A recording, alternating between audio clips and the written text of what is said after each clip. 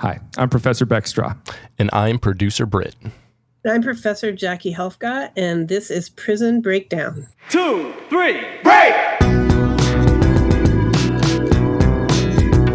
Hate to spoil his fun, but we're gonna bust out of here. 2, 3, break! I'm locked in here with you. You're locked in here with me. 2, 3, break! I can honestly say I'm a changed man. No danger to society here. God's honest truth. 2, 3, break! I'm not leaving this cell. I'll get out my way. The right way. 2, 3, break! Ahoy, dudes. Welcome to Prison Breakdown. Today, I have a very special guest for you all. Today, we are joined by someone I've been working with together since 2010. I started off as her research assistant. She is a teacher, a mentor, and a dear friend who got me interested in corrections as a field of research and has helped me build my career to where I am today. This is Dr. Jackie Helfgott. She holds a PhD in Administration of Justice from Penn State University. She's been a force in criminal justice for years. She currently holds the position of Loyola Endowed Professor at Seattle University's Department of Criminal Justice, Criminology, and Forensics. And she's also the director of the Crime and Justice Research Center at Seattle University. She's the author of too many papers and reports to possibly name. But she's also got several books, including Copycat Crime, No Remorse, Psychopathy in Criminal Justice, and Criminal Behavior, Theories, Typologies in Criminal Justice. She's also co-authored a couple of books with another favorite of the pod, Dr. Elaine Gunnison from Seattle University, including Women Leading Justice, Experience and Insights, and Offender Reentry Beyond Crime and Punishment. And finally, Jackie is also editor on a 4-volume reference set on criminal psychology. Jackie Helfgott, welcome to the pod. Thank you for having me. It's great to see you. Jackie, we wanted you here today because you have an extensive experience working in prisons. And I was wondering if you could start us out by what initially piqued your interest for correctional work and correctional research. How did you get into working in prisons in the first place? That's kind of it's a little bit of a long story, but the short story is I was at some point when I was in college at University of Washington, I was one of my professors. His name was Dale Smith, and he taught a class on psychopathy and another class on corrections. And he took me and another student up to Walla Walla, the Washington State Penitentiary, and we did a tour of Walla Walla. And it was actually that year. It was during the time when Kevin Coe, I don't know if Kevin Coe was the subject of the book Son, A Psychopath and Its Victims. Jack Olson wrote that book. And I had been following that whole case in the news. And it was right after he got put in prison in Walla Walla. And we went in and they gave us a whole tour of Walla Walla. And I saw him probably like 10 feet away from me. And it was just a very memorable experience, having seen somebody in the news like that and then seeing them, in the prison. And so that's just one of many things that got me interested in just the idea of, we see all of this in the media and most people don't ever, they always say, he or she showed no remorse after they get carted off, after a person gets convicted, and then they go to prison, and then we don't see anything more in the media. And it was just striking to me seeing that piece of it after following somebody in the media, and I had also known people I had grown up with that had gotten put in prison and then never heard of them again. And so just the idea that most people think when people go to prison, we never see them, hear of them again until they are then released. But then there's a whole nother world, as going on. It just got me interested in just connecting those two communities, the incarcerated and not incarcerated, just like the belief that we can get rid of people, but we really don't. So it was just striking to me from way back then, and it's continued with me throughout my whole career. You're interested in this merging of worlds of how do we merge the incarcerated and non-incarcerated worlds? And did you you mentioned several people that you knew growing up who ended up in prison at some point or another. Did you ever take the opportunity to reach out to them, or did you ever see any of them in prison? Well, I didn't see any of them.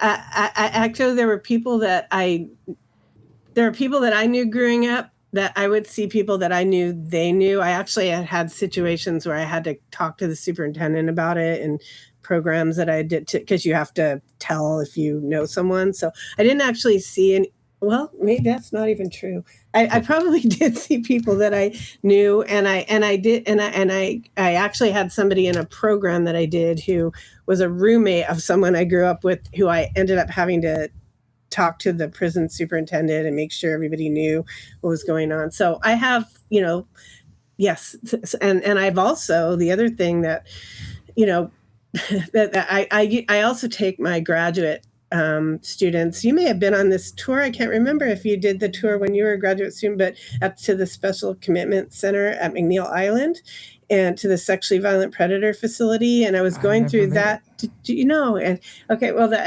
maybe I started it after you graduated. I'm not sure, but I was walking through that tour one day, and I look, and there's a guy on his walker, and I was like, "Is that Ralph?" And I said to the counselor who was taking us on the tour, I was like, "Is that Ralph?" I won't use his last name, but I was like, "Is that?"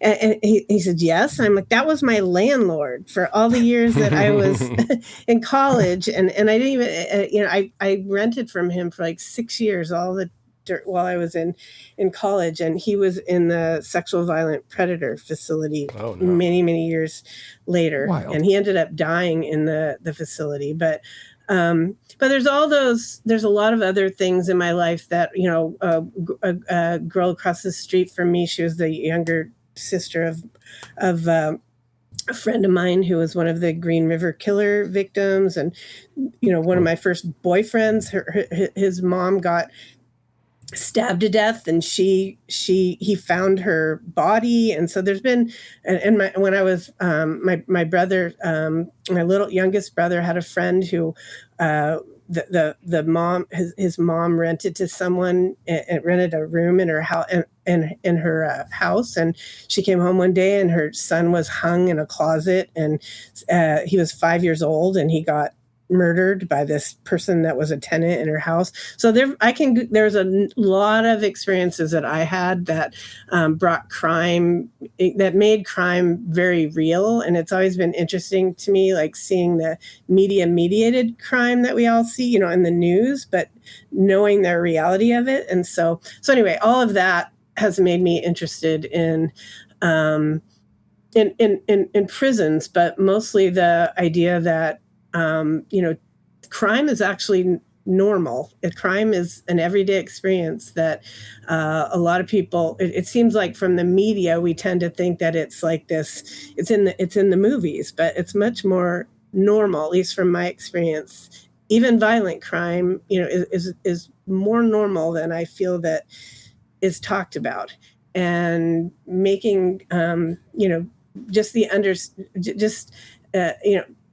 I've spent many years of my career like going into the prisons, at night, and being a professor by day, and then I walked out of my daughter's daycare, and I saw somebody that had gotten out of prison who had spent 20 years in prison for murder, walking down the street. And so I know that we're all in the world together, and so figuring out a way to understand that has been a big part of my life and my career, just to try to, get away from that idea that when somebody commits a crime, he or she showed no remorse, go off to prison, we never have to think of them again. We do have to think of them again. So I guess that's the point I'm trying to make. No, that's a lovely point too. And it's like, we have to, like, they're going to get out, and we have to coexist, and they're not gone. Once somebody comes back, like trying to figure out a way to like successfully and purposefully reintegrate somebody so that they're not just like, oh, look, that's that guy who murdered someone every time somebody sees them. And they're not gone. And some people live and die in prison or in a facility like my former landlord, or there's some guys in the prison here in Washington who, I met in the early 90s who are still there. So yeah. So you've been working in prisons, doing research and teaching programs for years. Can you tell us a little about your history of working in prisons? Yeah, so I first started going into prisons regularly in grad school for two reasons. One, I collected my dissertation data. I did research on psychopathy, and I was in a medium and maximum security prisons in Pennsylvania collecting my data. But also, I was facilitating prison art programs. And it's interesting because one of my most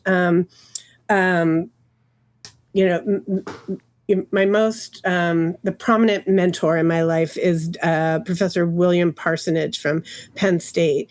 And his wife, Sue Parsonage, was an art professor at Penn State. And back when I was in grad school, she worked for the Pennsylvania Prison Society. And she was trying to get artists to go into the prison. It was the Bellefonte County jail. They called it the Bellefonte County Prison, but it was a historic jail in Bellefonte, Pennsylvania. And none of the art students wanted to go into the prison. And I actually started out as an art major. I switched to criminal justice and psychology because I just didn't feel like I either could or wanted to make money from art. But I did start out as an art major. And so when she was looking for people to teach art in prison, I thought, yeah, that's I'll do it. So it was a way to combine, my interests and then go into a prison in a way that was a less formal way than conducting the research. And so while I was in graduate school, I was collecting data for my dissertation, but I also was facilitating prison art programs in the Bellefonte County Jail for the Pennsylvania Prison Society. So that was my earliest experiences. And then when I went to my first teaching job was at Montana State University, and I would take students to the Deer Lodge prison in Montana, outside of Bozeman and Deer Lodge, Montana. And I would take the students in just for tours, but they had, I haven't been there for a while, but they had the most amazing hobby shop. And they would sell, there's a guy named Lenny Spurlock. I believe he's out now, but he sold horsehair belts to like movie stars for thousands of dollars. He was well known for his horsehair belts.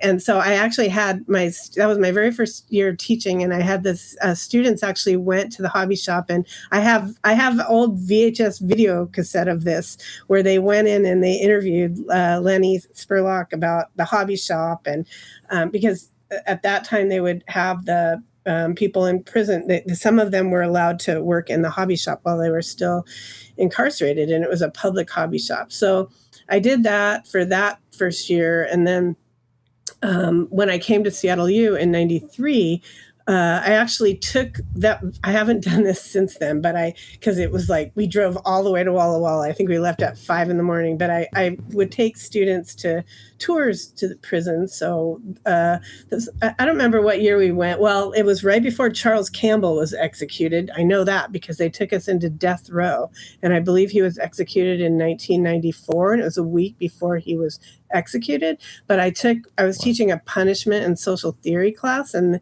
we drove all the way to Walla Walla. It was like a 5-hour drive, and did a tour of the prison there, and they took us into the death row, and we saw Charles Campbell right before he was executed, and then I continued to take students into the prisons just on tours. And I actually wrote an article some years ago called "The Prison Tour as a Pedagogical Tool in Criminal Justice Courses." And on those tours, back then they would actually let some of the lifers help lead the tours, so it wasn't like a zoo, like we're going watching them. I love it when they do that. I've gotten that a couple of times too. Yeah, it was great, special.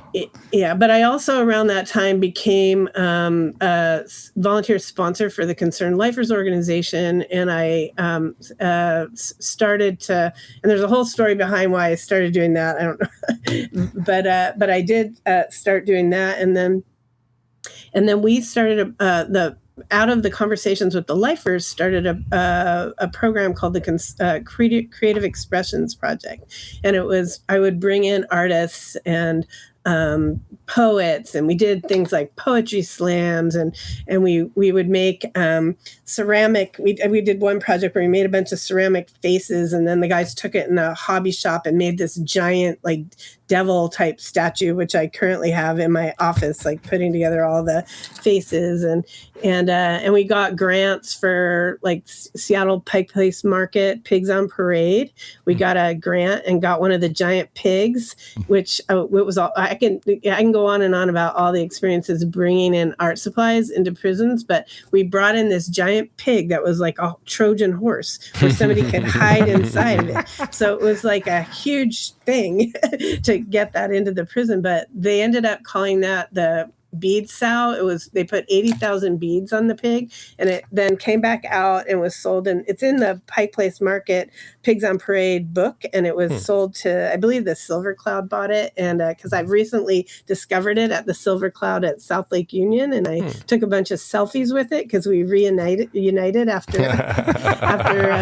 many years, and your old prison buddy, yeah. And we also did like Metro bus stops, and we also did an art show at Seattle University in the late 90s in the Kinsey Gallery. And we also did a series of zines, and the guys in the group, I shouldn't say guys, because at the first early years of the zines, I also did it in the women's prison. But we had a zine called The Sounds of a Gray Metal Day. And that was a title that actually came out of the Washington State Reformatory. The people in the group, the lifers, we had all together come up with that title. So we have a series of zines that came out of it. So we did a lot of art and public art type projects. We also did one of my first grants I ever got was from the Soros Institute. It was a grant to do a program called Citizens, Victims, and Offenders Restoring Justice.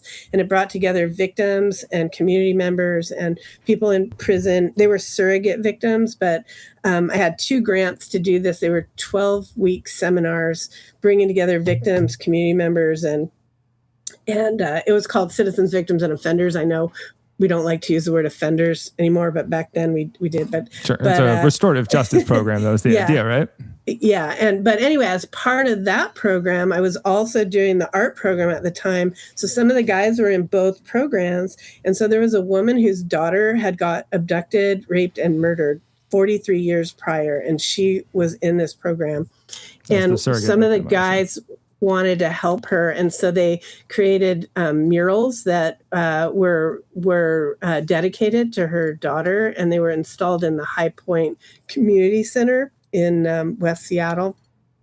And we actually had the police come in too and collaborate on, the final unveiling of that. And then when we went and installed it in the community center as a way to give back and try to repair the harm for that mother. So anyway, those are just some examples. That's incredible. And do you remember what the outcome was for this mother? Was she? Yeah, she said it was one of the most meaningful experiences, that she's had to both be in that program, but to have that, that much attention devoted to her daughter that many years later. So, and can you tell us, like, running a restorative justice program? I've never gotten to sit in on a restorative justice program like this. What do you come away with, and what do you see the guys coming away with, the prisoners coming away with from the program like that? Well, one of the reasons I wanted to do that is I was spending a lot of time with the lifers, and I would hear people say, I vividly remember still to this day hearing this in the night where one of the lifers said, nobody should get more than a 5-year sentence for homicide because studies show that the families of their murdered loved ones stop going to the grave site of their loved ones within 5 years. Therefore, nobody should have more than a 5-year sentence. And I just remember being appalled at hearing that and thinking that they just like people on the outside are very disconnected to what's going on the inside. The guys on the inside were extremely insulated and not talking or thinking in ways that I felt were important to be talking and thinking about, with respect to their victims. And so that's one of the things that inspired me to want to do that restorative justice program. And I had seen the work of Howard Zare at Graterford Prison, who had started this type of program. And we ended up having Howard Zare come out and talk to the participants. But back to your question, what I saw the people, the incarcerated, prisoners getting out of this is that, they were able to see firsthand the harm that was caused to victims. Now, they weren't their victims, but they were seeing the harm that had been caused. One of the other memorable moments from the program is there was a mom. There was a mom whose daughter had gotten abducted and murdered, and they hadn't caught the person back in the 90s when we were doing this. And she wanted to know what the last words of the victims were, of the men in the group. And because she couldn't talk to the person who had done this to her daughter. So she wanted to know what the last words of the victims were. And I remember sitting in this circle and nobody would answer her. And that was the whole point of this, was to provide some, whatever the victims were in the group needed. That's what part of, what we were there for. So I remember at break asking some of the guys, like, why would you not answer her?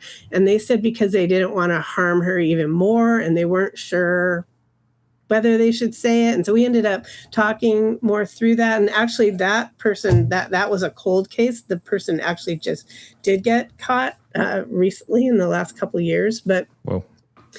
But understanding at a deep level the harm that the crimes that they committed, that the harm that was caused, and being able to be in a position where they could actually do something to repair the harm, was what, they had shared that they got out of it, which was part of that art.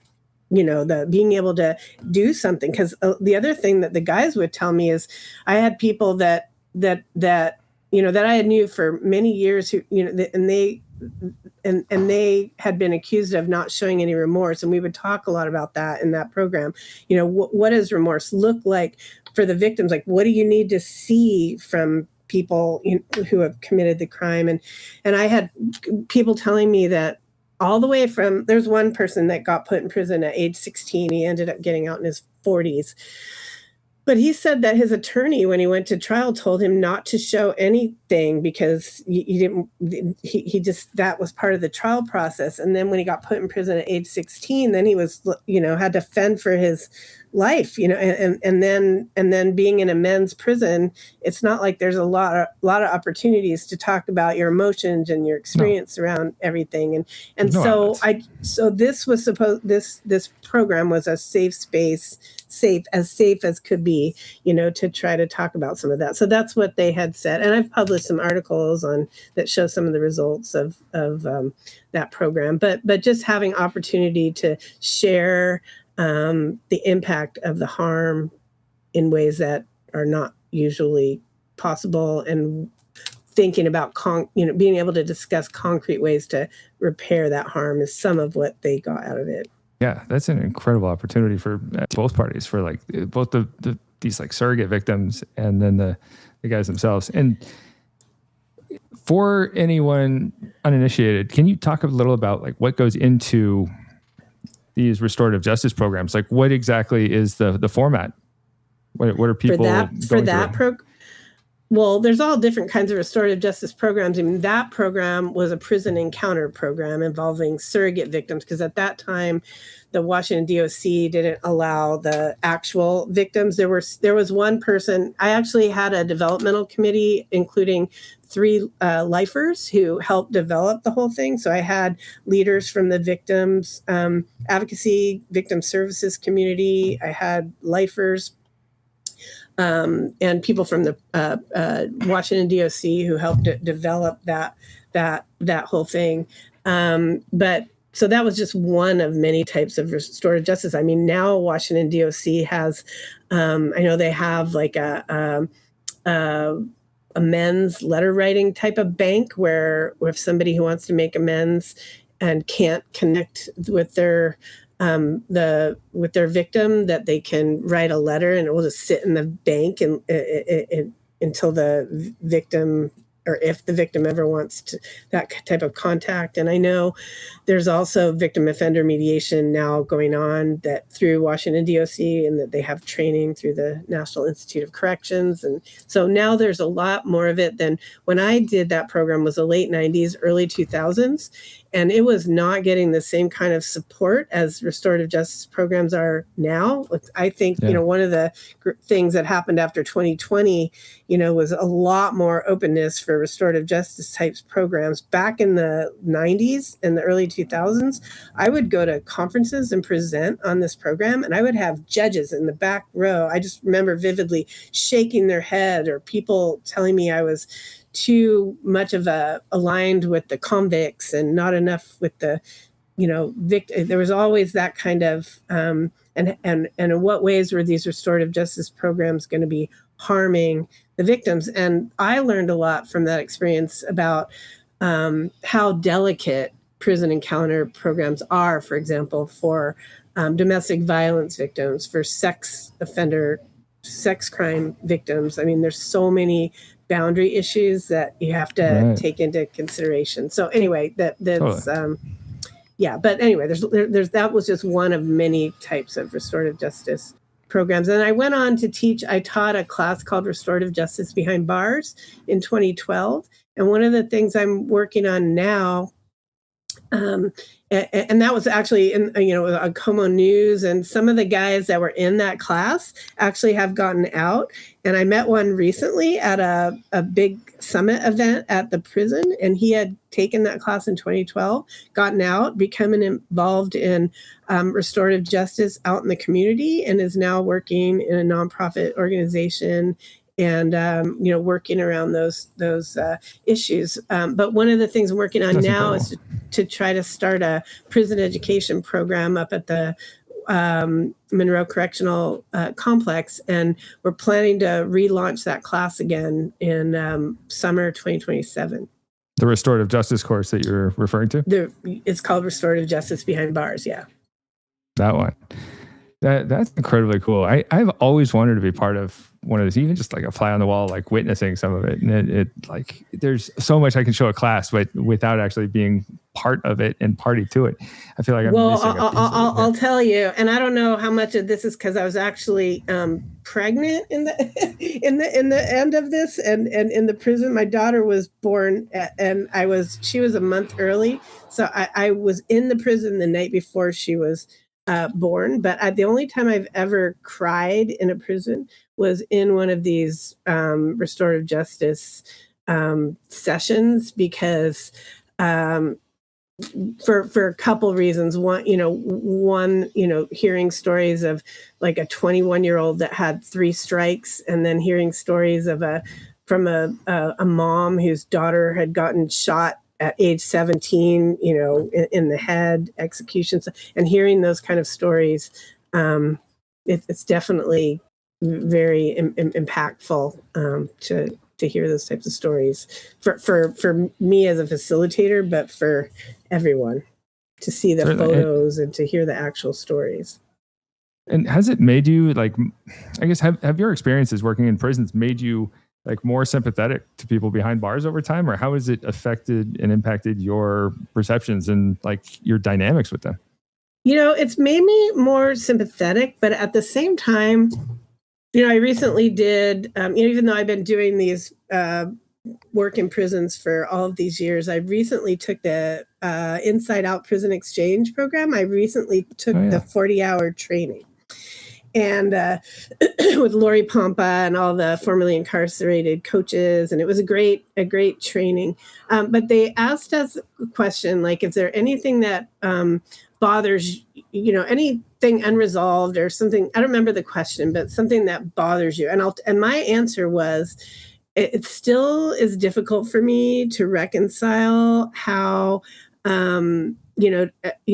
how I'm putting so much energy into helping people in prison, and while knowing that they have killed, some of them have killed one or more people, or the harm that they've done. And so that's what sticks with me from, I'm constantly aware of the fact that of the harm that the people in prison have caused. I'm constantly keeping in mind the victims of their crimes while trying to do what I think is the right thing. I mean, I think, when I grew up, I don't know if I should use the term juvenile delinquent. I was a low level, I hung out with a lot of people who, part of the reasons why I got involved in criminal justice is I was hanging around with a lot of people that were engaging in antisocial behavior. I also was a waitress all through college, and I had police come in and offer me to do ride along. So I was seeing, and I also, as a waitress, I knew a lot of people on work release who were working in the restaurant business. So I got to see like all sides of all of this. And when I remember when I graduated high school, because I was hanging out with all these people in high school, and almost everybody I knew dropped out except for me. So I remember when everybody was throwing up their hats, there was nobody for me to hug and I've often thought over the years, why did I graduate high school and then go get my master's and the PhD and go on to be, and it's because like I came from a family that, my uncle and aunt were college professors. My mom was getting her PhD. She was a single parent. She got her PhD actually a year after I got mine. So it took her 20 years. That's incredible. So I watched I grew up seeing, my mom working by day, reading books by night, my uncle and aunt, like everything was like reading books and writing. And so what that said to me is that, even though I grew up not economically, I was in a very economically disadvantaged situation, but I managed to, get out of it through education. And so the thing that makes me want to go into the prison and try to help in any way I can, I do think that it helps victims and community members and people in prison to try to help people in prison get education, to remember that many people who go into prison may not be able to have an identity of a college student or identity of someone who's pro-social or whatever, just because of how they grew up. The person that I was mentioning before, who was 21 years old, one of the times that I became very, that I felt very emotional hearing his story, was somebody was from South Central LA who came up to Seattle and got his third strike. And I actually ended up giving clemency testimony for him. He's out now, but he got his third strike when he came to Seattle, and he went up to somebody and said, "Give me your money." That was his third strike at age 21. And that person actually was a high school teacher in Seattle and wrote an article in the Seattle Post-Intelligencer about how we should be putting money into education, not into incarceration. That was the victim of his crime. But this is wild.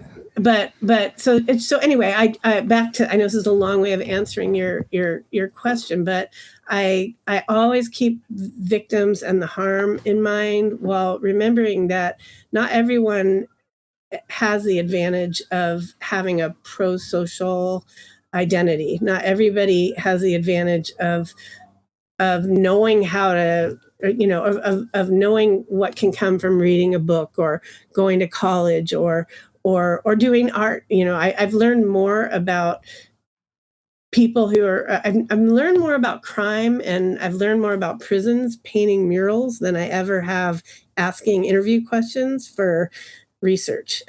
Just because you're painting alongside of someone and then they're just telling you their story, and it's a completely different experience. And so,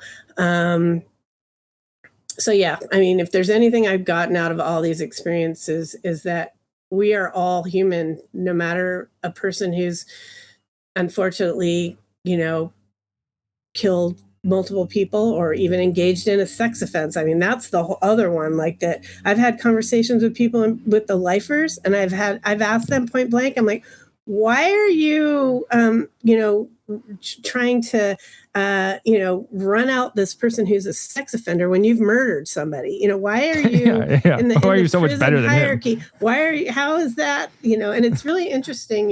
Here in Washington State, they just closed the Washington State Reformatory, and they moved a lot of the guys. I think they're opening back up again parts of it, but they moved a lot of the guys into Twin Rivers, which is Twin Rivers has a sex offender treatment program. And I hadn't gone into the prison for about 10 years. I had gone in back in the 90s and the 2000s, and I hadn't gone in for about 10. I started going back in again. And what's remarkable to me is I'm now seeing a world where they're all interacting with each other in a way that I've never seen before, like people who have committed sex offenses and people who have not committed sex offenses, and people being able to share it in a facility. So that's another thing out in the community I think we don't talk about enough either, is like people who've committed sex offenses. It's like we're okay giving grace and restorative justice and trying to help in some way people who've gone to prison, as long as it's not a sex offender. Because, right. But nonviolent offenders only for like any kind of advantage that comes out there. I even think violent offenders were okay with helping more than. So anyway, keeping in mind, if there's anything I've learned from interacting with all of these people, is that we're all human beings. And crime is normal, all kinds of crime. I mean, I've said that in settings where people have not wanted to hear that, because we don't want to think that crime is normal, but it is. And we're all human beings, and we've got to figure it all out together. Right. And I totally agree with your point that you made earlier, where in teaching classes I taught for 5 years, I taught domestic relations programs in Massachusetts prisons. And in those, I recognize most of these guys didn't have any of the advantages I grew up with. They didn't have like the parents who encouraged reading a book like you were talking about. But a lot of them don't have the coping skills that came from how you were raised. And they would see like their parents hitting each other. They normalize this. I'm very fortunate that I didn't have this, but they're just people who learned something in a way that is like not conducive to having a healthy relationship. And this is not to excuse their behavior at all, but it's also like, I get like, if you witness this over and over again early on, I get why it's ingrained as your behavior, where you recognize this is an acceptable response when the rest of society says, no, this is not acceptable. Right. Yeah. I mean, yeah. The other thing I'm seeing now that I've known some of these people in prison some of these people I've grown up with, like I knew them in their 30s, they're now in their 60s, and they're not acting the same way anymore as they were in there. And so the whole age out phenomenon is so real. Like a lot of people go to, especially men, boys, between boys and men between the ages of 14 and 24, they're thrust into this, this hyper masculine culture, just culturally. Oh, yeah. And that's how they get their identity. We don't talk about that enough either. And then I see them now in their 60s or 70, and they'll get out, or some of them are still in, and they're completely different. So human beings can change, however, in many different ways. Yeah, one of the things that struck me when I toured San Quentin years ago is like you walk into the prison and there were a bunch of these old guys in their 70s sitting there in wheelchairs. And you're like, these are not the guys who are the danger to society. These are guys who they're just hanging out. Figure out some mechanism, get them back out there.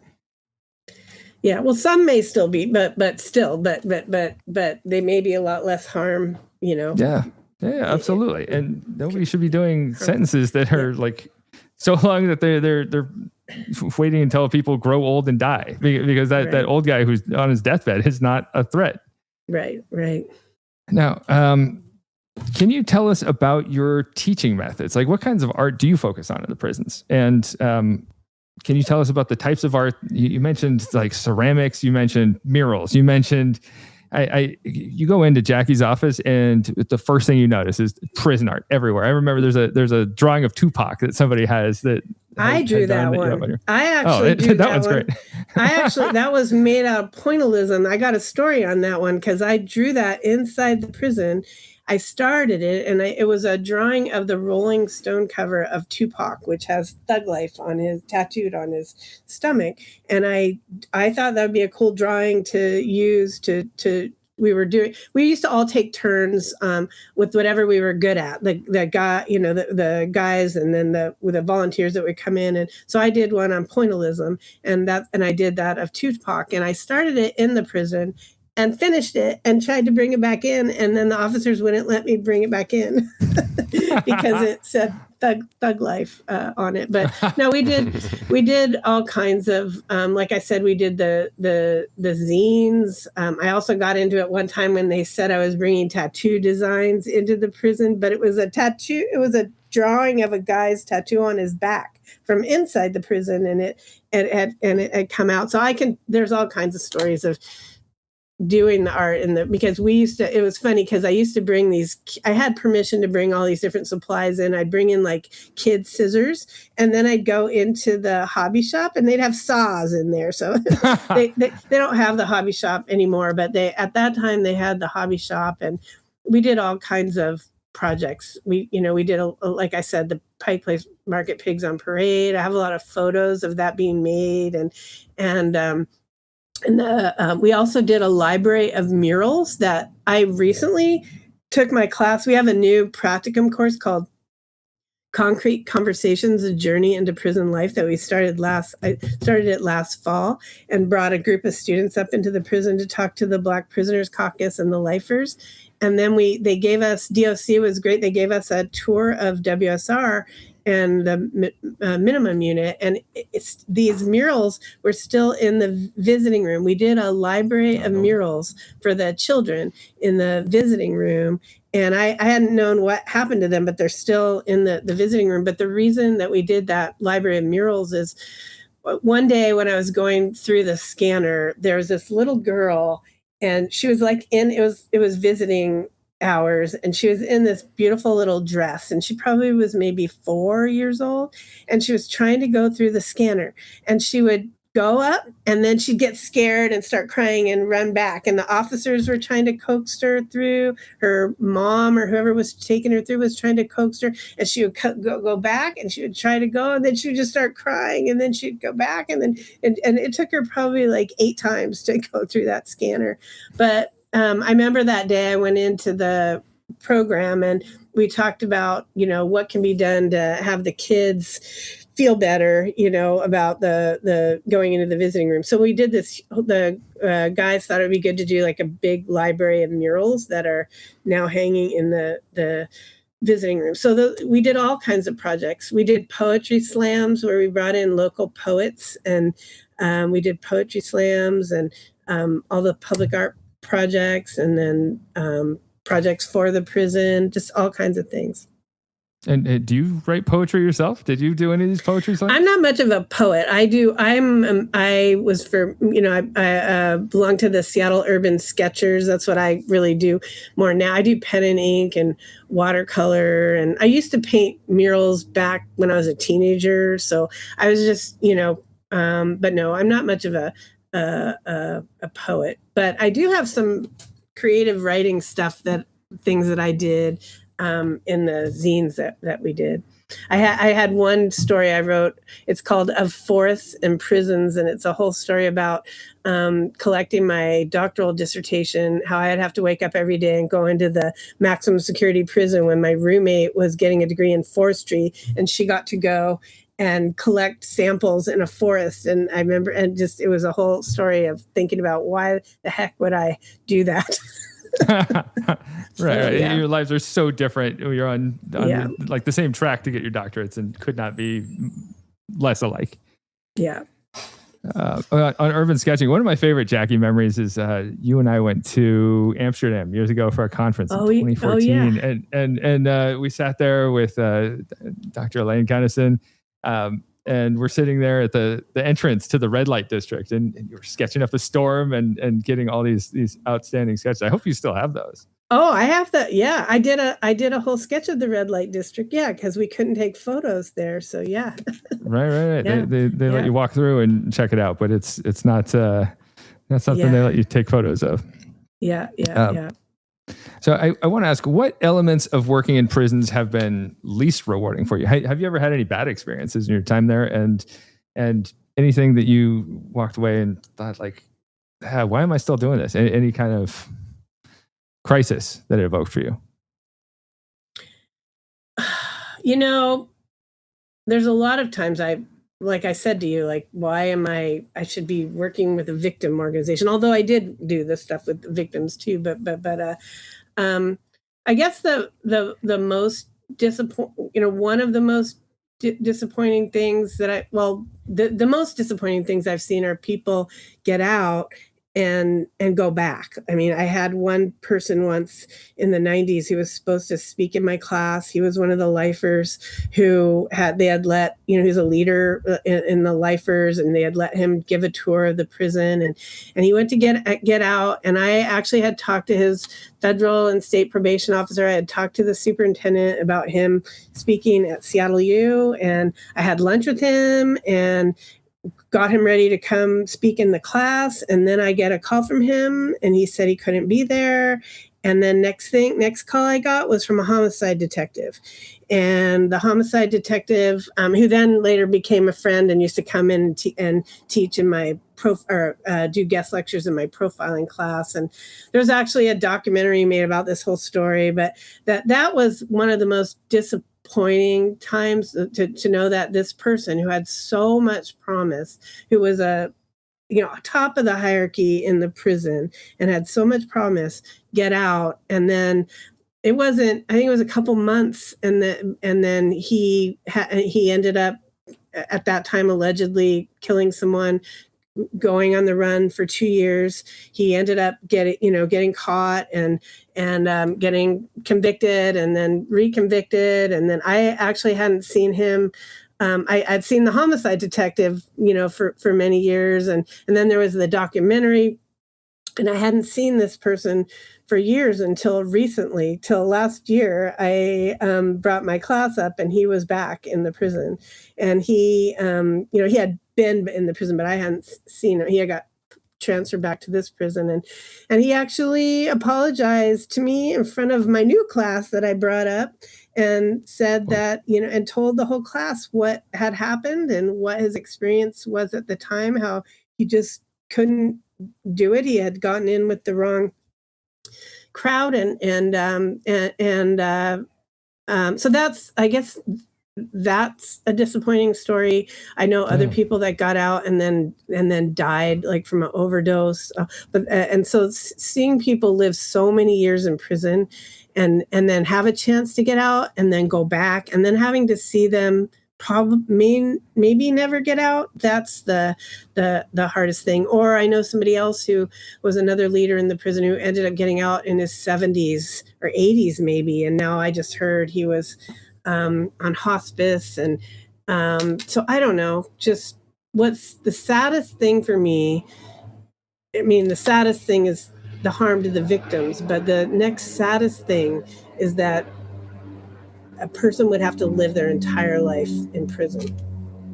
Yeah, that's incredibly sad to think about. And then like the disappointment of relapse, or, oh man, what are you doing back here? When you put faith in this person and you put some stock in them and believed, okay, I believe in you, I don't think you're going to come back here. That part is also something that gets to me. It's hard not to. Yeah. So I'm not quite sure what to do with it all, but yeah, it's. But the other thing that's hard, that I was reminded of recently it's just how many things you have to worry about going into, bringing, especially, most of the Seattle U students are the gender is more female these days, and going into a men's prison, and just all the different things, I've really, it's been very important to me to teach students how to go into a prison and conduct themselves professionally. And oddly, it's often inappropriate things are used, it seems to me, more against women who want to go work in a men's prison than men who want to go work in a women's prison. But it's been, I feel like as a woman going in, especially to a men's prison, it's very important to conduct yourself professionally. And so some of just navigating all of that and the is also has been a stressful, one of the biggest stressors, just navigating. And from you've worked in and spent a lot of time, but just navigating all of those boundary issues. So yeah.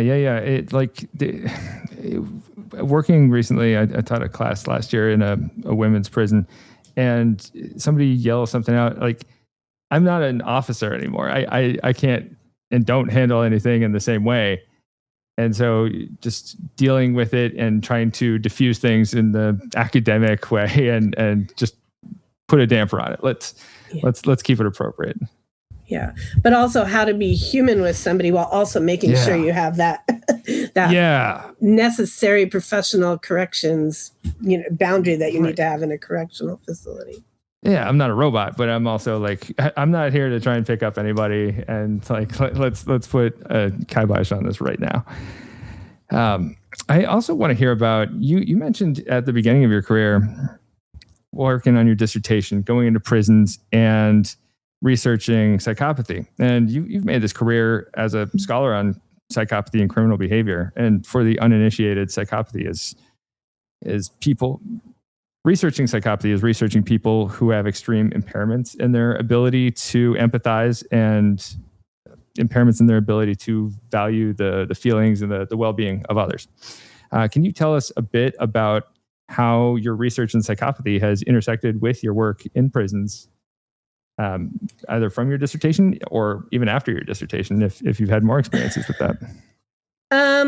Well, probably, the fact that I studied psychopaths for my research has been the thing that has created so much cognitive dissonance for me as I'm trying to help people in prison, knowing that there are people who really, have a hard time feeling anything. And I mean, some of the earliest experiences I had going into the prison, and keep in mind, I was collecting. This is, of course, dating me, but I was collecting my dissertation data in 1989, 91, 90. I got my PhD in 1992. So I was spending a lot of time. I was in Huntington Prison in Pennsylvania, which, by the way, was recently the one where they had put Luigi Mangio. I don't know why they put him there. I think they couldn't hold him in the Allentown jail, but I remember seeing Huntington on the news thinking, why would they put him in there? But that was one of the prisons that I collected my data in, and it's a super historic, Gothic, loud prison. And they took me into the armory and they showed me all the shanks and they gave me all the training. And I remember every day for a year I went in there as an officer that put his face to my face, this close to my face, and he's like, "Are you comfortable yet?" And I'd be like, "Not really." And then one day I said, "Well, I'm feeling a little better." He's like, "Don't you ever tell me that you're comfortable in a prison." And so there's a lot of, and then one of the first days that I went in, they had me going through this cell block, and I remember trying to dress professionally because I had never been in a prison, and I was like in my late 20s or my mid 20s, and all these people were yelling, and then and this is, by the way, right after, I don't know what year Silence of the Lambs came out, but I had that those images in my mind, and I remember walking through this cell block in Huntington Prison. It was right after the Pennsylvania Camp Hill riots. And the psychologist I was walking with was telling me about the horrible things that had happened in the Camp Hill riots, which, like, corrections officers getting mutilated and just horrible stories he's telling me as I'm walking through here. And then I still to this day can see the overweight man in a cell at the very end, naked, putting his penis out of the bars, like trying to, and then everybody like yell. So that was and then they had also given me this training on like, they wanted me to press this emergency button, and they had found this place for me in the prison where I was like a dungeon in the sky, where I had to go up, and I had to, and they had to lock me into the bathroom to go to the bathroom, and I had to knock to come out. So it was all logistically, it was like, those were all my first interactions going into a prison. And I used to read their files. One of the first person I interviewed was a guy who had raped a woman, tied her up to a chair in the middle of winter in a warehouse, and set her on fire. And then I had to go interview him.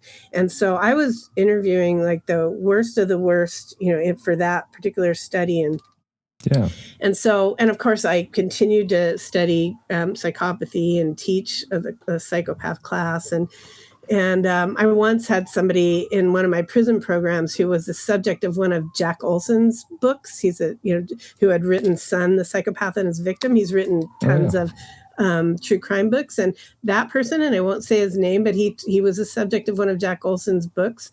And he told me that his counselor was working with him on how to show empathy for people by telling, like, he would show him a picture of a flower or something, and he would try to get him to have empathy for an inanimate object, and then he could transfer it to an actual person. And so, so I guess what studying psychopathy has done for me is just make me remember that there are people who are the worst of the worst. There are people who create incredible amounts of harm to individuals and society, and even to other people inside the prison. And that we all, as much as we might want to help everybody, you still also have to remember that there are people that for whatever reason, they just don't feel the way other people might feel. And they do, in fact, have the capacity to harm someone and to kill someone and to hurt someone, including other people in the prison. So I guess that's what it's done for me all the years that I've tried to help and just try to, not to sound hokey, but make the world a better place. I always know that there are people that may not be able to be, that may not be able to be helped. There's the person I probably look up to the most as a theorist is Reed Malloy. He wrote the book, The Psychopathic Mind. I did my dissertation based on Jacqueline Malloy's theory, their levels hypothesis. And he says, in order to treat psychopaths, you have to think in terms of a hypothetical continuum, because you can't treat people unless you believe that they can change. But at the same time, there are people that you have to remember may not be able to be changed. And so thinking in terms of that hypothetical continuum is the only way you can treat people. It's the only way you can hope that people can change. So anyway, that's what it's done for me. I know that there are people who might never change and can commit awful, horrible harms to people. But at the same time, we still got to keep trying. My grandma was she was the president of Gray Panthers of Seattle. She was 4'11" and used to be out all the time with picket signs. Her name was Anna Helfgott, and she used to donate. She had no money, but she would donate to the Southern Poverty Law Center, every month of her life. But she used to always say to me, "Say hello to the prisoners," when I'd go visit her in the, nursing home or where, and say hello to the prisoners. So she always, I think just having those kinds of values just instilled in me, made me feel like you still got to keep trying. But I do know that there are people who may never change. Right. But I like your optimism for going back to what we were talking about at the beginning of these are people who 95% of incarcerated people are going to get out at some point. And so let's figure out how to, even the psychopaths, like how can we coexist together? How, even if you can't be made better, how can you be made to at least fit better in as a puzzle piece in the greater puzzle that is the rest of our society. Yeah, and it's really hard. Like one of my first studies, one of my earliest studies. It was actually one of the most cited ones. It was a study called "Ex-Offender Needs versus Community Opportunity in Seattle," and it was in federal probation in 1997. But I had interviewed landlords. I did a survey of landlords, universities, property managers, formerly incarcerated, to look at the situation in the community, the ecological environment for people in reentry. And I also gave a general public survey asking people, whether they believe in rehabilitation, but also, would you like to have somebody live next door to you who had committed these murder or going down the list, different types of crimes? And it was interesting to me that people believe in rehabilitation, but they don't want to have somebody living next door to them. And that's the thing that even I struggle with. Some of these people I'm talking about who I think, maybe they've aged out, maybe somebody's 70 and got out, but maybe I know that they probably would fit the profile of a psychopath. Would I want them living next door to me and my family? Would I want them to come over for, there's some people that I would say, I don't know, so I think it's something that we all struggle with. And I myself, even when I was young, I remember when I was in the King County Courthouse and in college, and I was actually doing research on Kevin Coe, and I was dating somebody at the time, and I decided to look him up. I looked him up when I was at the courthouse, and I discovered that he had been in prison for 7 years for stabbing his girlfriend who he had a kid with. And then I had a date with him that night, and I had to go to the date that night, and I had to say, I just read this about you and I'm not able to continue this. And he was very understanding but I was not willing to date somebody who had stabbed his last girlfriend.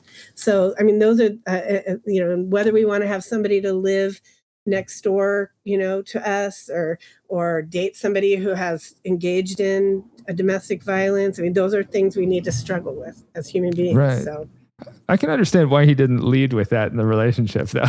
Luckily,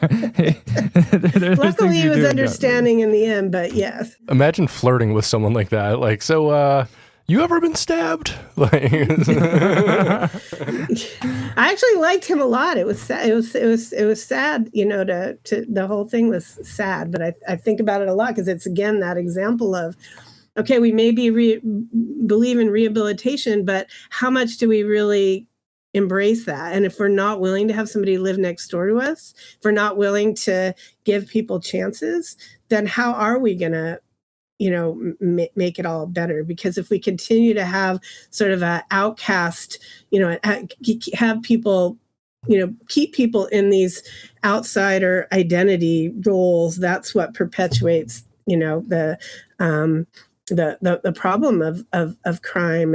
And so, yeah, it's a conundrum. Yeah. And it's that wrestling with like practicing what you preach, but it's also like in this situation, you are his girlfriend. He stabbed his last girlfriend. Like I can understand, like, for safety, why this is such a concern. That would be very difficult. Yeah. Yeah. So finally, I want to ask, what do you recommend to anyone who is interested in working with incarcerated people in prison systems? Do you have any advice for students or the uninitiated? Well, there's nothing worse than someone studying criminal justice or a criminal justice professor who doesn't go into prison or into the situations. And I know a lot of people, might have the belief that, it's like you're going in watching a zoo. But my first recommendation is to interact with the people that you want to study, or that you want, in situations that you want to work, and go there. Don't just read in books. Don't just conduct secondary data analysis, for research. Wherever possible, do primary data collection. Whenever possible, volunteer, immerse yourself in those environments and understand people as human beings, because I often also think in the back of my mind, even when I'm writing an article for publication, I can't shake this feeling as it's now been 35 years I've been doing this. And every time I write an article, every time I think, what if one of the guys in prison read this, or what if the people in prison, it would mean nothing to them, or the victims read this, it would mean nothing to them. And it's just a bunch of data crunchers or, academics talking to each other just so that they can get a publication and get tenure. Like, what is it actually doing for society? And so that's the other thing I would recommend, immersing yourself in the world that you're studying, and don't get lost in the numbers and the writing in ways that stop you from thinking about how whatever it is you're writing or whatever research you're doing, how it's going to be helping people who've committed crimes or people who've been victims of crime or people who work in the system. That's beautiful. I appreciate that. Thank you. And Jackie, thank you for being here. Before we move on to our next segment, I do want to take a quick stop and thank our sponsor, Roger Williams University School of Justice Studies. Oh, we love Roger Williams University School of Justice Studies. Gosh, they have so many great degree, certificate, and postgraduate studies offerings, such as international relations, public administration, sociology, legal studies, anthropology, forensic science, political science. Of course, we got the big boys over in criminal justice.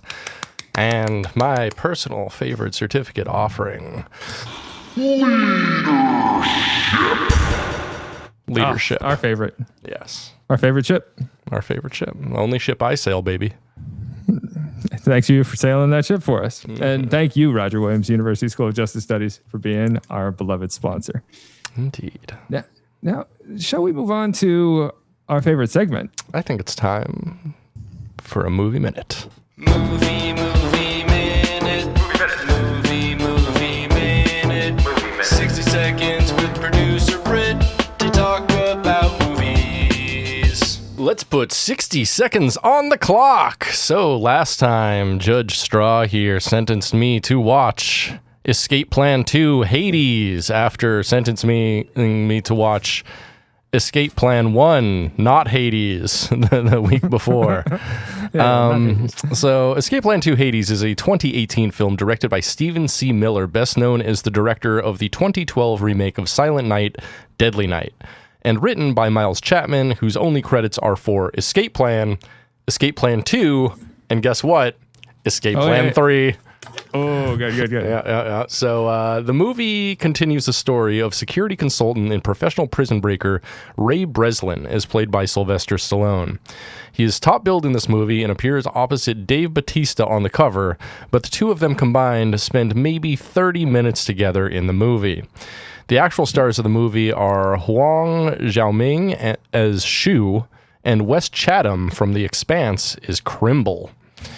Oh, we love Wes. Also rounding out the cast is 50 Cent as the tech guy, reprising his role from the original Escape Plan as the most unbelievable tech guy of all time. The movie opens with a prison escape mission involving Shu and Crimble, where Crimble's overzealousness gets someone killed. Next, Shu is his cousin's bodyguard for a bachelor party, and the both of them get disappeared to a black site prison known simply as Hades, where the prisoners are forced to fight, and Crimble is also there. Shu kicks a whole bunch of ass all over the place in the prison and eventually uncovers the deeper secrets of the prison and its shadowy leadership. Eventually, Stallone and the team figure out the plot and go in to get their boys out. Unfortunately, this movie was a far cry and a weak shadow of the original. First off, no Arnold Schwarzenegger, which is a shame.